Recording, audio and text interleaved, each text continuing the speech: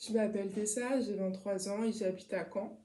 Le 9 décembre 2021, je me suis retrouvée paralysée chez moi à Rennes, brutalement comme ça, sans raison. Donc ça a été très violent sur le coup parce que j'ai pas du tout compris ce qui s'est passé sur le moment.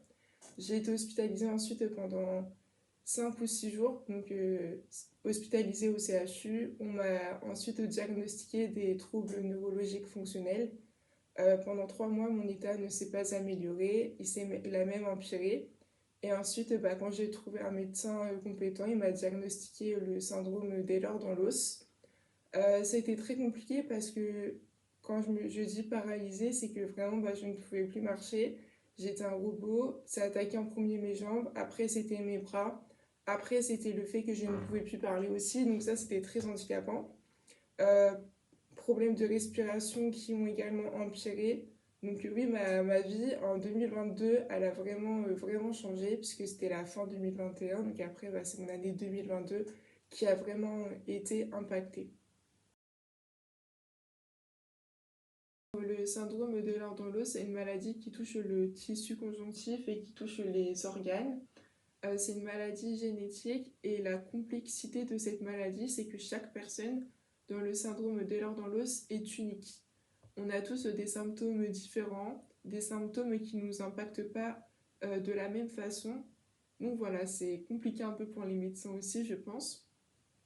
Et pour les troubles neurologiques fonctionnels, c'est une maladie neurologique qui peut paralyser en fait des membres du corps, qui peut paralyser un bras, qui peut paralyser une jambe.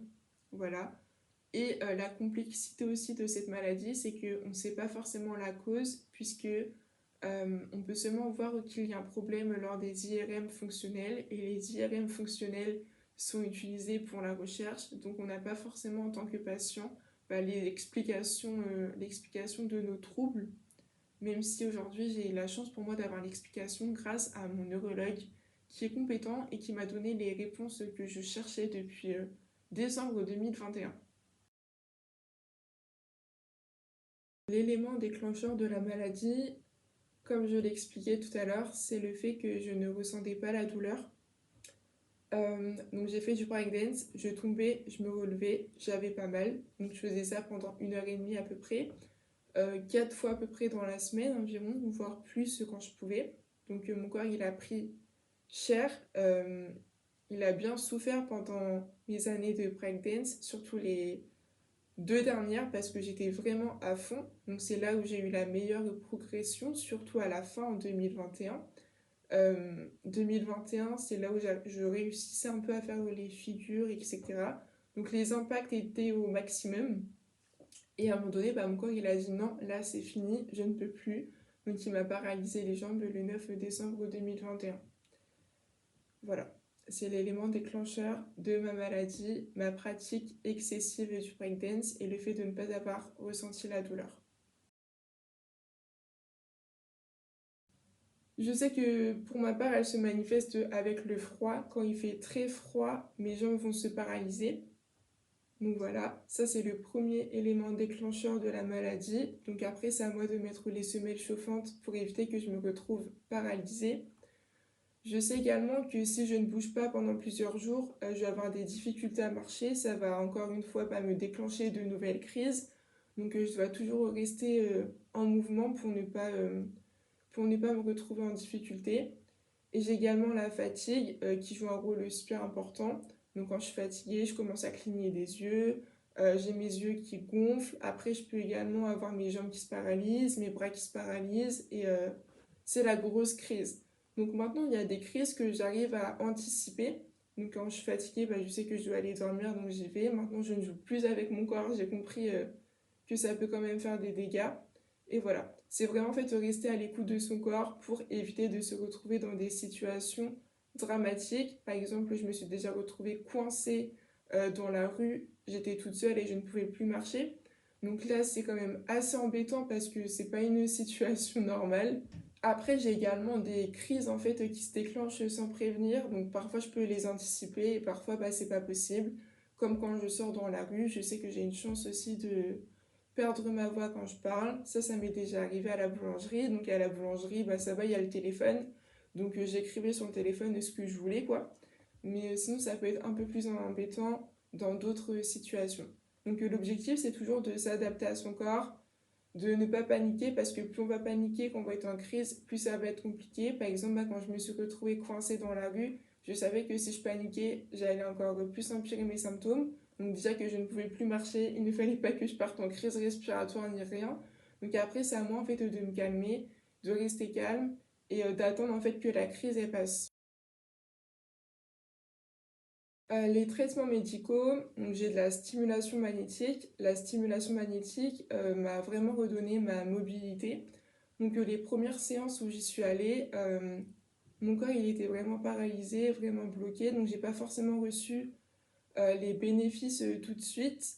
Mais après quelques séances, donc il faut vraiment être patient, j'ai pu voir que bah, mes jambes commençaient à se réveiller doucement, que je commençais à retrouver des sensations.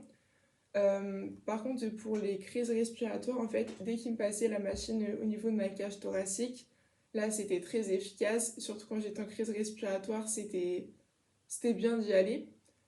Au niveau de ma voix aussi, la stimulation magnétique a marché directement. Dès que je perdais ma voix et que je ne pouvais plus parler, souvent bah, je la retrouve aussitôt. Donc voilà. Et la stimulation magnétique, en fait, moi, dans mon cas, ça m'a permis un peu de réveiller mes capteurs qui étaient éteints avec le breakdance, avec la danse, pour ensuite bah, retrouver des sensations, retrouver une mobilité normale aussi. Ça, c'était le plus important, c'était mon objectif pour pouvoir reprendre en fait une activité bah, professionnelle et reprendre aussi mes études. Les conséquences dans la vie professionnelle.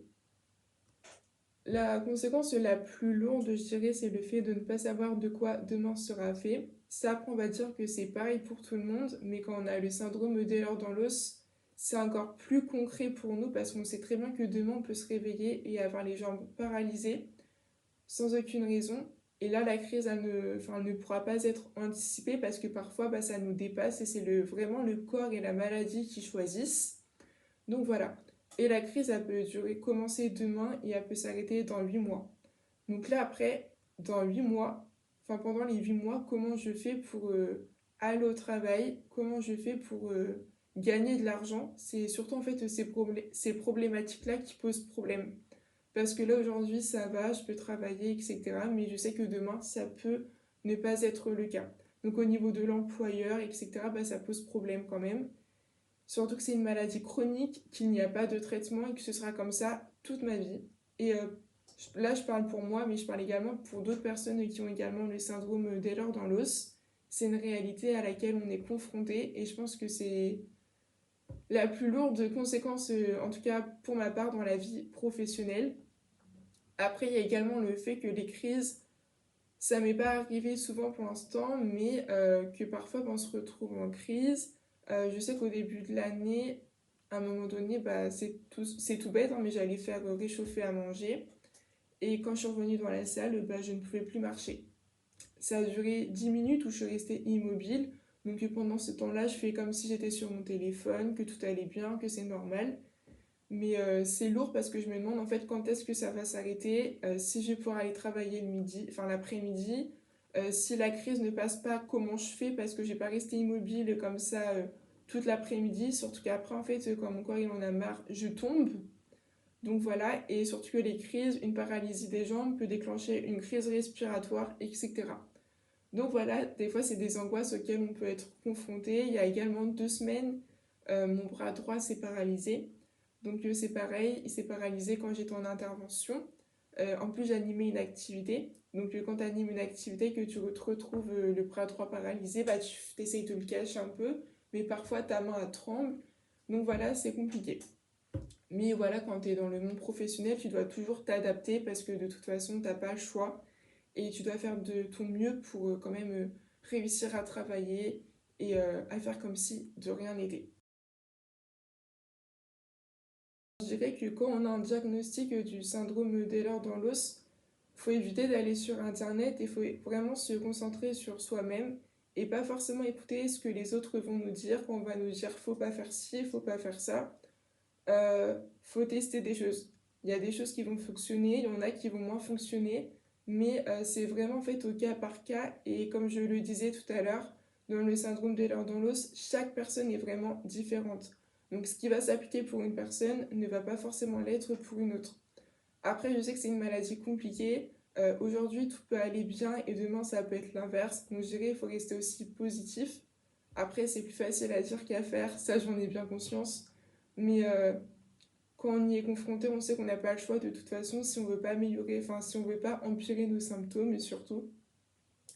Et si on veut continuer d'avoir une vie normale, en tout cas la plus adaptée possible à notre maladie, à notre handicap aussi. Donc voilà, c'est la chose que j'aurais à rajouter.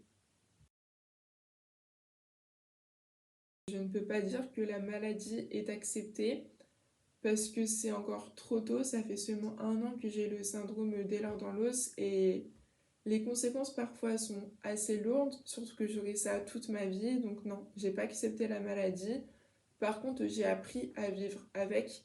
Là aujourd'hui, j'ai la chance d'avoir un traitement, j'ai la chance d'avoir un neurologue qui fait de la stimulation magnétique sur tout le corps.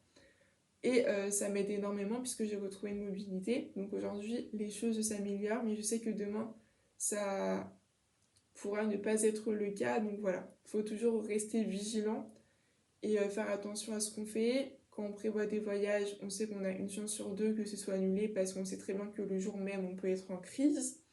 Donc dans ces moments-là, non, je peux pas dire que j'ai accepté la maladie parce que c'est par rapport à mon quotidien, ça prend énormément de place quand même. Faut tout le temps que je le cache, faut tout le temps que je sois voilà, dans le fait d'anticiper les crises. Et parfois c'est fatigant, faut pas que j'oublie mes médicaments. Je pense que j'aurai des médicaments à vie. Voilà, c'est quand même assez lourd, mais en tout cas j'ai réussi à m'adapter à elle, à trouver des solutions pour le moment. Espérons que ça dure et tout ira bien.